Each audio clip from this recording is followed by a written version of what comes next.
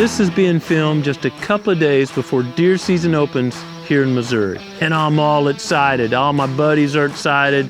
Deer season's already opened in some states. I'm getting some pictures of good bucks, does for that venison in the freezer. A lot of folks are having success already. But if we're all honest, we sure hope to see a buck when we're out hunting. That is awesome. Let's take a moment and kind of think about what's it take to get a buck within bow range. It's primarily bow season throughout the whitetails range right now. And short of just happenstance, boy, you walk out there and sit down on a stump and a buck walks by. What's it take? What's your plan? What's your thought process to help increase the odds of a buck walking within bow range of your blind?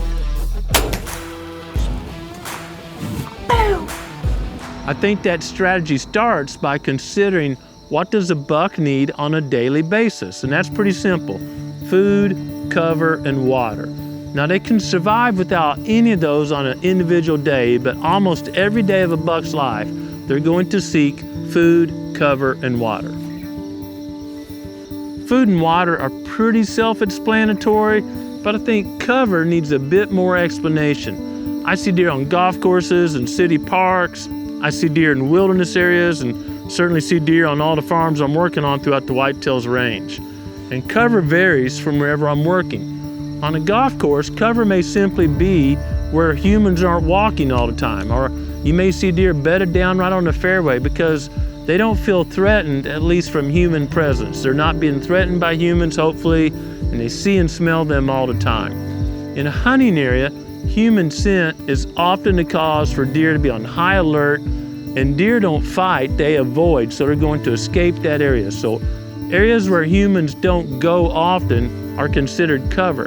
That may be a really steep hillside or more often a really thick area. But not all thick areas are cover. Let's say there's a thick area, but that's actually a hound dog training park. Folks are training their beagles to chase rabbits, or coyote hunters are training their dogs to chase coyotes, and hunting dogs are going through every day.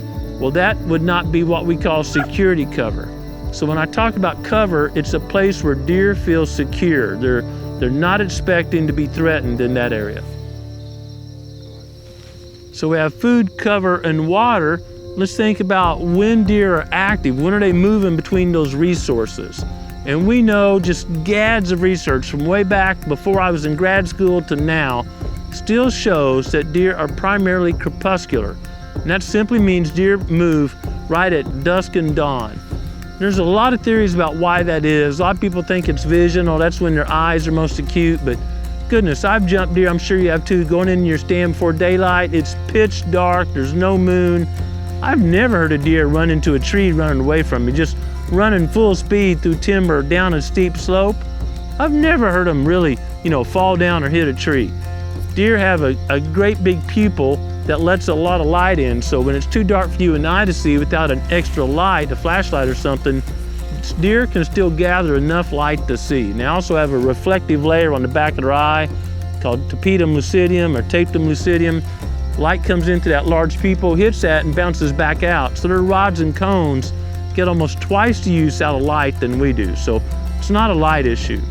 What I really believe it is at night going into morning, we're going from cold air to warmer air, and the thermals are churning, going different directions, so they can use their sense of smell to detect predators all around them, not just one direction. In midday, the winds usually go in one direction, and at night, cooler air, the thermals are rushing downhill.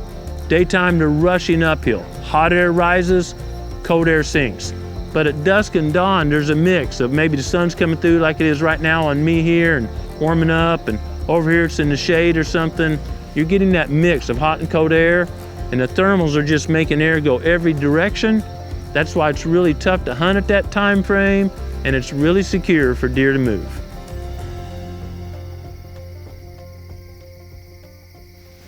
Another big influence of when deer are active, and I'm talking about when deer are active because that's when it's easiest to see deer. If they're bedded, we have to be stealthy enough to go to the deer. Some hunters I know are great at that. I got a friend in Kansas, Richard. He's an incredible spot and stalk hunter on whitetails. But most of us wait in a blind or stand and hope deer pass us.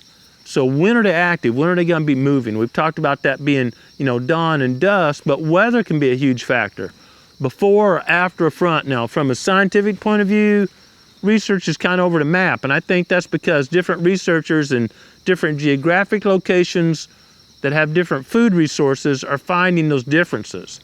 But we know here, we've seen it for decades now, right before a front or right after a front, deer are up and moving to feed. That could be midday or mid-morning, mid-afternoon. So paying attention to weather is a huge factor of when to time your hunts to have the best odds of seeing a buck walk in front of your blind.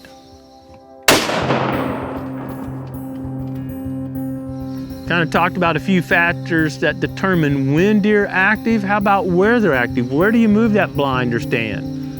And in mountain country like where I am now, terrain features is a huge issue. I was speaking with a neighbor yesterday that talked about he just found a slope long ago, I guess decades ago. He's lived on this farm since he was a young boy, where deer just kind of mid-slope just come around because it's real steep below and real steep above, kind of a bench, or what we here in the mountain country call a bench, a flat area on the side of a mountain. And he and his family had harvested several deer there.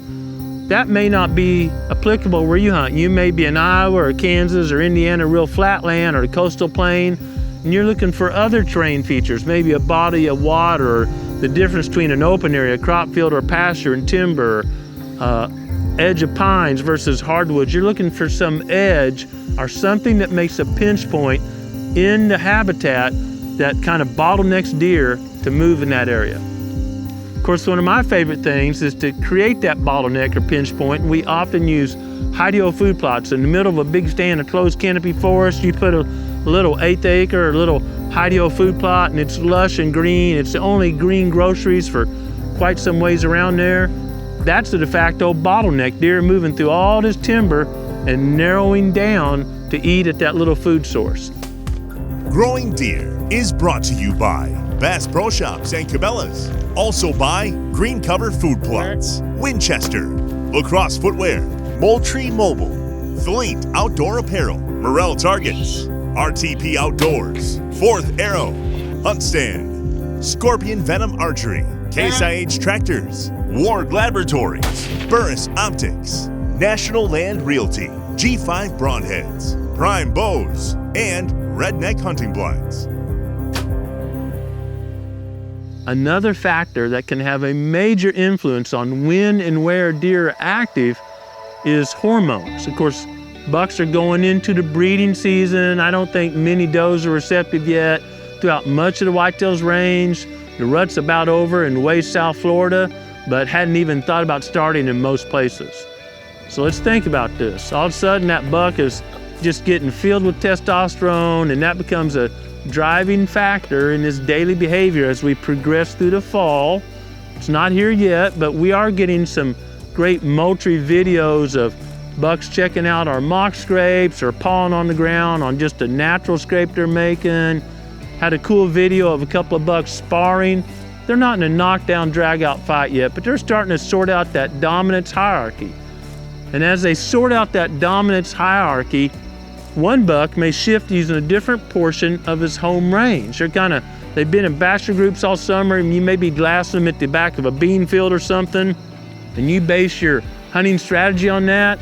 And about this time of year, even a bit earlier, all of a sudden they bust up and change, and that hunting strategy is not going to lead to much success right now. So we need to acknowledge that deer are going through a big biological change, specifically bucks, and that's going to lead to them moving at different times of day, especially as the rut progresses, and using different portions of their home range. This can be used to a hunter's advantage. Again, using a mock scrape or finding natural scrapes or hunting on certain sides of bedding areas, because bucks are going to be cruising those downwind sides of bedding areas, scent checking area, to try to find a receptive doe. That's going to start more in mid to late October in most areas, but right now, mock scrapes can be good as they're sorting out this, hierarchy in their area. You could even do a little tinkling of antlers, but I caution fellow hunters from using what we call blind calling. You just get bored, you're not seeing anything, and you pick up those antlers and start beating them, because oftentimes bucks will come in on the downwind side. Most hunters are usually looking with the wind in their face, looking, upwind. But bucks don't just rush into a fight. They might get hurt, literally. So they're coming in on the downwind side, and rattling requires a lot of movement. Maybe the deer pick off the hunter rattling that was coming your way anyway. So be cautious blind calling. I don't even like using a grunt call, which is much less movement on blind calling, for fear that a buck is gonna come downwind side. But I will blind call if I've got a good setup, like I'm right next to a pond or body of water, and the chances of a buck coming in behind me are very limited. So it's not just where deer are moving, my final point, but how can the hunter be in that same area without alerting deer before they get in range? And that includes our approach, the hunt, and the exit. The exit is important for future hunts in that area. We don't want to just walk in willy-nilly and the wind is carrying our scent to where the deer are bedded right before they get up and move. We need to consider our approach. How can we approach that area without alerting deer? Can we hunt that area for several hours without alerting deer? And can we exit without alerting deer? I think this is the least understood, least amount of detail paid to our approach, hunt, and exit of any portion of a hunting strategy, and probably causes more tag soup to be consumed, fewer people filling tags that is, than any other portion of a hunting strategy. Hunters can find sign. They can see browse or scat. They can find fresh acorns. The real magic to a successful hunt is being able to approach, hunt, and exit without alerting deer. And if I would just share one tip to all hunters out there, experienced hunters, new hunters, really refine your approach, hunt, and exit this year. If you're hunting a condo stand that's just, in the middle of your farm, and you've worn the four-wheeler trail out getting there, it's rutted because you've hunted so many days, regardless of wind, your odds of killing a deer out of that stand are pretty slim. It's just gonna be chance or happenstance. Maybe a coyote chases a deer in front of you. A really good approach is like a surgical entry into an area, and you're really confident you have not alerted deer, or more refined, you're not alerting deer that you're expecting to see later that day. Driving through the proving grounds, of course we're gonna alert some deer somewhere, but we're gonna do it in such a way till we get to that area we're gonna hunt that we haven't alerted deer in that portion of the ranch. And I'd advise you to do the same. Whether you're hunting 5 acres or 500 acres, design your approach so you're not running the hunt before it starts. One of my first textbooks in a wildlife biology class was called Principles of Wildlife Management. And the big theme throughout that book was principles never change. Techniques change, but principles never change. And that's very true in hunting. Deer need food, cover, and water on a daily basis. Hunters need to know kind of when and where deer are moving so they can close the gap to get within range for their chosen weapon. And really important is, if they have all that down, they don't alert the deer before the deer gets within range. If you will apply these principles, no matter what techniques you use, there's a really good chance you'll have plenty of venison in your freezer and a set of antlers to put on the wall. One of the most important things about hunting is to slow down and enjoy yourself, enjoy creation. And even more importantly, take time every day to be quiet and intentionally seek the Creator's will for your life and apply it. Thanks for watching Growing Deer.